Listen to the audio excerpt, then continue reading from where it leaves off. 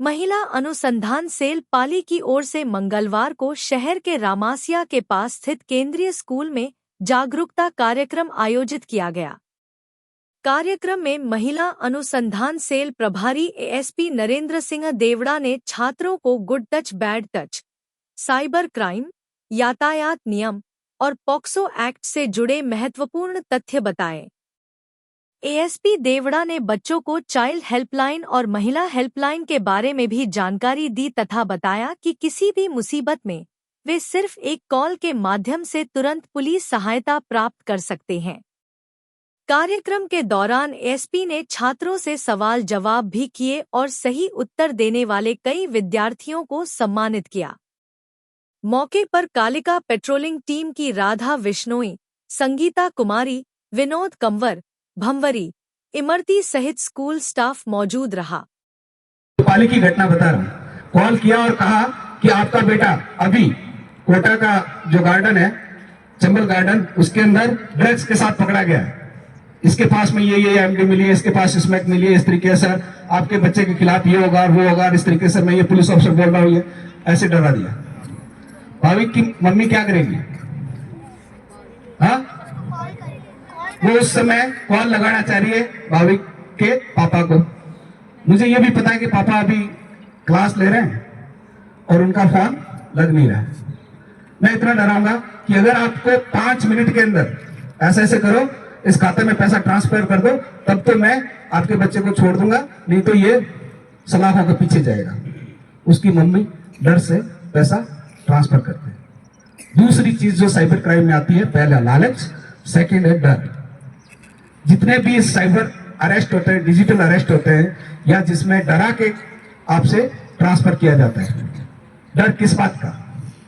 बहुत सारे बड़ों के साथ में हुआ है कि उनको एक वीडियो कॉल आती है, न्यूड कॉल आती है, उस कॉल को रिकॉर्डिंग कर देते हैं। मुश्किल से वो कॉल 5 सेकंड 10 सेकंड की होती है और उस कॉल की स्क्रीनशॉट लेके आपको भेजा जाता है। उससे पहले आपके जितने भी डाटा हैं, मीन्स आपके कॉन्टेक्ट है, आपके जो कॉन्टेक्ट में उनका डाटा पहले वो चोरी कर लेता है।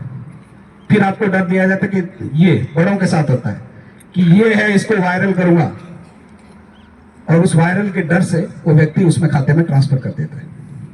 ऐसे कॉल बहुत सारे लोगों के आएंगे, सब लोगों के पास में भी आए होंगे, मेरा ऐसा मानना है, मेरे पास में भी आते हैं। तो वो डर दिखाता है। तीसरा होता है, पहला लालच, दूसरा डर, और डर के आगे तीसरी चीज होती है जिसको कहते हैं हनी ट्रैप। हनी ट्रैप करके उसको फंसाया जाता है और फिर उसके साथ में साइबर क्राइम किया जाता है। अब एक कहानी बता के साइबर क्राइम को लंबा नहीं करेंगे, आपका भी बहुत टाइम जो पढ़ने का उसको मैं ले रहा हूं। एक दिल्ली का बिजनेसमैन, उसके खाते से 80 लाख रुपए निकल गए और जो ट्रांजैक्शन हो रहा था उसमें यह सो रहा था कि इन्होंने खुद ने वो ट्रांसफर किए। उसमें ओटीपी उनके मोबाइल पे आई है, सब कुछ उन्होंने अपने किए, जबकि उनका कहना था कि मैंने ये ट्रांजैक्शन कभी नहीं किया। पुलिस इन्वेस्टिगेशन करती है, गहराई में जाती है, साइबर एक्सपर्ट्स की मदद लेती है।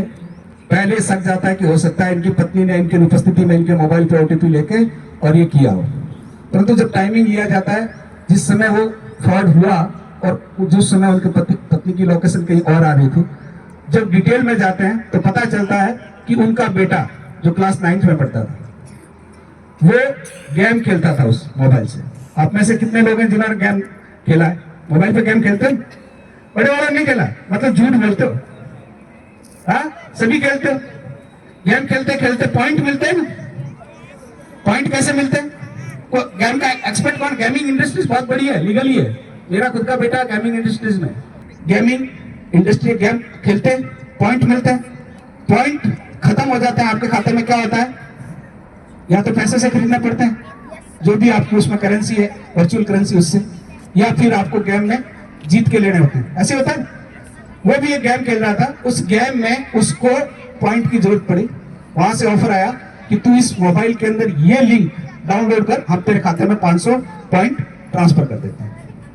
उसने वो लिंक डाउनलोड किया और एपी के लिंक जैसे डाउनलोड किया, उसके खाते का जो डाटा है वो ट्रांसफर हो गया, उसका कॉपिंग कर दिया उसने। ठीक है, फोन की कॉपी करके आप उसको जो चाहे वो कर सकता है। उसने उसकी कॉपिंग करके ओटीपी लेके और उसके खाते से 80 लाख रुपए का फ्रॉड किया। तो तीसरी चीज बच्चों के साथ आप भी करते हो ना, खेलते हो। अपने पापा मम्मी के फोन में कभी भी जानकर या अनजानकर एपी के लिंक जो आता है उनको डाउनलोड नहीं करना है। अभी 2 मिनट पूछते हैं फिर वो